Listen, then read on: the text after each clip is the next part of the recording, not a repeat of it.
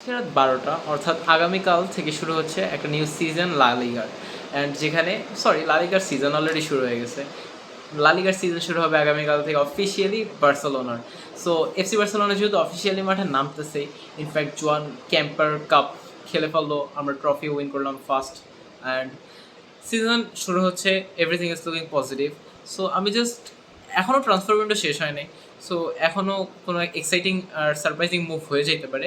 But আমি just বলতে চাই, এখন পর্যন্ত আমাদের যেই ট্রান্সফার্সগুলো, লাইক আমরা যাদেরকে কিনছি আর যাদেরকে আমরা সেল করছি, এই সকল কিছু নিয়ে এখন আমি কথা বলবো। Let's see. First of all, আমরা সাইন করছি গর্ডনকে, অ্যান্থনি গর্ডন। অনেক কথা বলা হয়েছে, ইনফ্যাক্ট আমি অনেকগুলো রিলস বানাইছি। এই অ্যান্থনি গর্ডন প্লেয়ারটা অনেক বেশি এক্সাইটিং, অনেক বেশি হাই প্রেসিং একটা player. Like literally Hansi Flick যখন এরকম স্পিডি একটা উইঙ্গার পেয়ে যাচ্ছে, সো মানে অ্যান্থনি গর্ডন এই সিজনে ভাই যদি অঘটন না হয়, এই সিজনে মনস্টার হয়ে যাবে, টু বি অনেস্ট। অ্যান্ড ওর ফিনিশিং ভালো, প্রি সিজন আমরা দেখলাম, he is very good.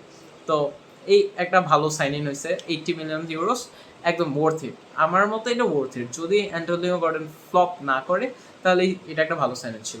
Then second হচ্ছে করিম আডেয়ামি। করিম আডেয়ামিও same, profile different, but winger, versatile winger. Okay মনে করেন আপনি ইয়ামাল ইনজিওর্ড, ইয়ামালের জায়গায় খেলাতে পারবেন। দেন খুব অভাবে স্ট্রাইকারও খেলা দিতে পারবেন, লেফট উইঙ্গও ভালো করবে। মানে আডেয়ামি ব্রিলিয়েন্ট, স্পিড আছে, প্রেস করতে পারে। আর হ্যান্সি ফ্লিককে আগে ওর সাথে খেলছে, মানে হ্যান্সি ফ্লিকের আন্ডারেই খেলছে এক সময়। তো এটাও ভালো সাইন ইন, 22 মিলিয়ন ইউরো মাত্র। অ্যান্ড এই দুইটা সাইন ইন অনেক ভালো। থার্ড সারপ্রাইজিং সাইন ইন, এটা হচ্ছে রদ্রি। লিটারালি আমাদের এরকম একজন মিডফিল্ডার দরকার ছিল। যদি অনেকে বসে যে আমাদের ফার্স্ট অফ অল একজন স্ট্রাইকার দরকার, দেন সেন্টার ব্যাক দরকার, রদ্রিকে না সাইন করলে হয়তো। বাট ভাই, টু বি অনেস্ট, আপনি যখন এরকম একটা মিডফিল্ডারকে পায়ে চাইতেছেন যে ওয়ার্ল্ড কাপে এত ভালো খেলছে, সো আপনি কেন কে হাতছাড়া করবেন? লিটারালি রদ্রি যে কতটা পটেন্সিয়াল প্লেয়ার, ব্যালেন্ডোর উইনিং সিজন দেখে বোঝা গেছে। এখন মাঝখানে 2-3 সিজনও ফ্লপ করছে, ভালো খেলতে পারে নাই, but he played well in the world cup, এটা আমরা সবাই দেখছি। তো রদ্রি, এই সাইনটা হয়ে গেছে বার্সেলোনার জন্য। অ্যান্ড এই সাইনটা ব্রিলিয়েন্ট একটা সাইন ইন হয়েছে, কারণ ফ্র্যাঙ্কি ডি জিয়ং ইনজুর্ড, প্রথম কয়েক মাস ফ্র্যাঙ্কি খেলতে পারবে না। তো এই সাইন এটা অবশ্যই বার্সার জন্য অনেক বেটার হয়েছে। দেন আস্তে আস্তে আমাদের ফোর্থ সাইন ইন, এটা হচ্ছে Joao Cancelo. Joao Cancelo brilliant, brilliant. ও লাস্ট সিজনেও লোনে বার্সায় খেলছে, অ্যান্ড খুব ভালো একটা ফুল ব্যাক। ইনফ্যাক্ট পর্তুগালে হয়ে ও ওয়ার্ল্ড কাপে অনেক ভালো খেলছে। তো এই সাইনটা একদম ব্রিলিয়েন্ট। বাট এইগুলো ছিল আমাদের কেনার মধ্যে। এখন আসি আমরা বেচার মধ্যে। আমরা এই সিজন মোটামুটি বড় অঙ্কের 3টা প্লেয়ারকে সেল করছি। টাকার দিক দিয়ে বলবো না, বাট বলবো যে হ্যাঁ, 3টা প্লেয়ারকে সেল করছি। সেলও না, 2টা প্লেয়ারকে সেল করছি, আর একটা প্লেয়ারকে লোনে পাঠাচ্ছি। ফার্স্ট অফ অল হচ্ছে আমাদের টমি। এই টমিকে আপনারা নাই চিনতে পারেন, বাট লাস্ট সিজনের ডেবিউ হয়েছিল লা লিগায় একটা ম্যাচে, অল্প একটু টাইম খেলছিল, বাট ভালো খেলছিল, not bad. And La Masia graduate, so okay 10 million euro দিয়ে সেল করে দিচ্ছে একটা ক্লাবে, I don't know which club it is, but okay sell করে দিচ্ছে। সেকেন্ড অফ অল হইতেছে আমাদের টার স্টেগেন। বাই লিটারালি টার স্টেগেনের এই সেলিং বেশটা, টু বি অনেস্ট, বিস্ট হয়েছে। কজ টার স্টেগেন একে অনেক বেশি ওয়েজেস নেয়, দুয়ে পারফরমেন্স করতে পারে ঠিক আছে, বাট ভাই রাইট না ওর বয়স হয়েছে এখন, he is not like prime Neuer. তো টার স্টেগেনের জায়গায় আমাদের কাছে এখন রাইট নাও জন গার্সিয়া আছে। তো টার স্টেগেনকে সেল করে দেওয়া হয়েছে, ওর আর ওয়েজেস আমাদের দেওয়া লাগবে না। It's very good, it's quite good ভাই। বার্সা ফ্যান্সরা জানে যে এটা অ্যাকচুয়ালি কতটা বোঝা মাথা দিকে সরে গেলে যেমনটা ফিল হয়, এটা তেমনটা ফিল হওয়ার কথা। দেন আমাদের আরেকটা লোন পাঠাইছি আমরা, সেটা হয়তো আছে আমাদের রোনাল্ড আরাহো। আরাহো যদি লিভারপুলের হয়ে ফার্স্ট ম্যাচ ভালো খেলছে, অ্যান্ড আমার মনে হয় ও ভ্যান্ডাইকের পাশে এই সিজনে জ্বলে উঠবে। বাট আরাহোকে আমরা লোনে পাঠাইছি, এটা দরকার ছিল, কারণ আরাহো লাস্ট বেশ 2 সিজন ধরে ফর্মে ছিল না, অ্যান্ড খেলতেছে মাঝে মধ্যে, খেলে মাঝে মধ্যে খেলতে পারে না, ইনজুরিতে থাকে। ওর বলে আবার মেন্টাল কিছু প্রবলেম আসতেছে, লাইক আমি পাগল বলবো না ওটা, বাট একটু লাইক স্ট্রেসে, ওভার স্ট্রেস। তো আরাহোকে লোনে পাঠিয়ে দেওয়া হয়েছে, দ্যাটস অলসো গুড। ওরও ওয়েজেস অনেক বেশি ছিল, ওকে ওর ওয়েজেস আর দেওয়া লাগবে না, এটা বার্সার জন্য ডেফিনেটলি একটা গুড থিং। বাট এখন আসি আমরা ফোর্থ, যেটা হয়নি এখনও, বাট হইতে পারে, এটা হইতেছে Balde. To be honest guys, I am very disappointed. Literally Balde নিজে বলছে যে ও ক্লাব ছেড়ে চলে যেতে চায়, অ্যান্ড এটা লজিক্যাল, কজ ও জুয়াও ক্যান্সেলও যদি ঠিকমতো খেলে আর যদি ইনজুরিতে না পড়ে তাহলে ও গেম টাইম পাবে না। আর একে বার্ডের ফর্ম খুব ভালো ছিল না, আগের সিজনেও দেখছি, প্রি সিজনেও দেখছি।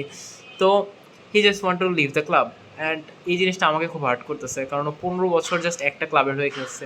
Plus he is very good ভাই, ওর স্পিড বলেন, ওর ড্রিবলিং বলেন, ও ভালো। এখন খেলোয়াড়দের খারাপ সময় তো আসে, বাট ও চলে যাবে, এটা আমার খারাপ লাগতেছে। বিকজ বার্সা টিমে ও আমার খুব পছন্দের একটা প্লেয়ার ছিল শুরু থেকেই। তো বাল্ডে ইজ লিভিং আস, বাল্ডে আমাদেরকে ছেড়ে যাইতেই চায়, অ্যান্ড এই সামার উইন্ডোটা শেষ হওয়ার আগে ও একটা ক্লাবে যাইতে চায়। সো ও ওয়েট করতেছে একটা ভালো ক্লাবের প্রপোজালের জন্য। আর সবচেয়ে মজাদার ব্যাপার হইতেছে ম্যানচেস্টার ইউনাইটেড ওর সাথে অলরেডি লিঙ্কড আছে। তো ম্যানচেস্টার ইউনাইটেড যদি ওকে সাইন করে তাহলে ভাই ইটস ক্রেজি ভাই, কারণ ম্যানচেস্টার ইউনাইটেডের ডিফেন্সে কতটা প্রবলেম আছে এটা লাইক আমরা লাস্ট এই প্রিমিয়ার লিগ ম্যাচ হুলের সাথে যে ম্যাচটা হলো ওখানে দেখতে পাইছি। লাইক হুল কোথাকার না কোথাকার একটা ক্লাব কই থেকে উড়ে আসলো 8 বছর পর প্রিমিয়ার লিগ খেলতে, এই ক্লাবটা ম্যানচেস্টার ইউনাইটেডকে 2-0 গোলে খাওয়াই দিয়ে চলে গেল। It's hers. ওদের ডিফেন্ডার সাইন করা লাগবে, অ্যান্ড ওরা যদি বাল্ডেকে সাইন করতে পারে ভালো। আর আমিও বাল্ডের জন্য প্রে করবো যাতে বাল্ডে ভালো খেলে, উইশ করবো বাল্ডে যাতে নেক্সট সিজন যেই টিমের হয়ে খেলুক ভালো খেলে, নিজের ক্যারিয়ারকে আরও শাইন করতে পারে। অ্যান্ড এই বাল্ডে চলে গেলে ঝামেলা হয়ে যাবে, কজ জুয়াও ক্যান্সেলও যদি বাই এনি চান্স ইঞ্জুরিতে পড়ে আমাদের ফুল ব্যাক অপশানস এমনি কম, ডিফেন্ডার্সও কম। কোয়ালিটিফুল ডিফেন্ডার্স আছে বাট এই আমাদের হাই প্রোফাইল ডিফেন্ডার্স নাই। সো ইটস হার্ড, অ্যান্ড আমার কেন যেন ভিতরতে ফিল আসতেছে যে যদি বার্লে ছেড়ে চলে যায় এই ট্রান্সফার মুভটা আমাদের জন্য, অ্যাটলিস্ট বার্সার জন্য ভালো হবে না। কজ ভাই বার্লে দরকার আছে আমাদের জন্য, বার্লে খুব প্রয়োজনীয় একটা প্লেয়ার ছিল। সো বার্লে ছেড়ে যাইতে চাইতেছে, এখনও যায় নাই বাট যাইতে চাইতেছে।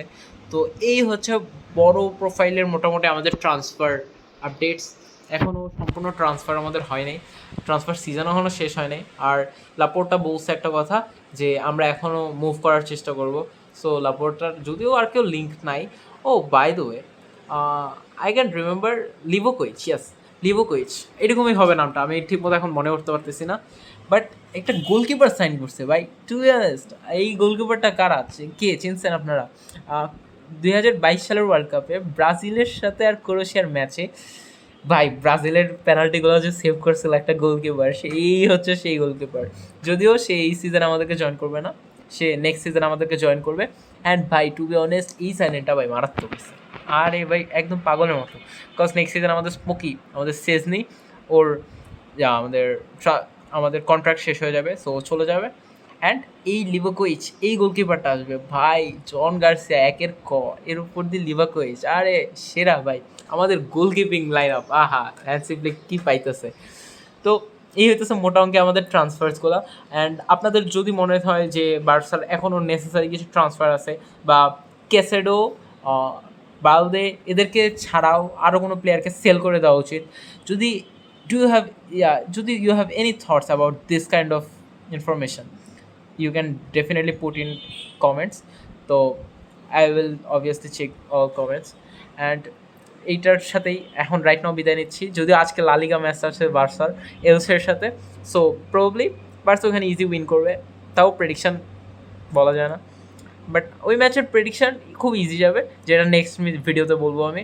So stay tuned, by.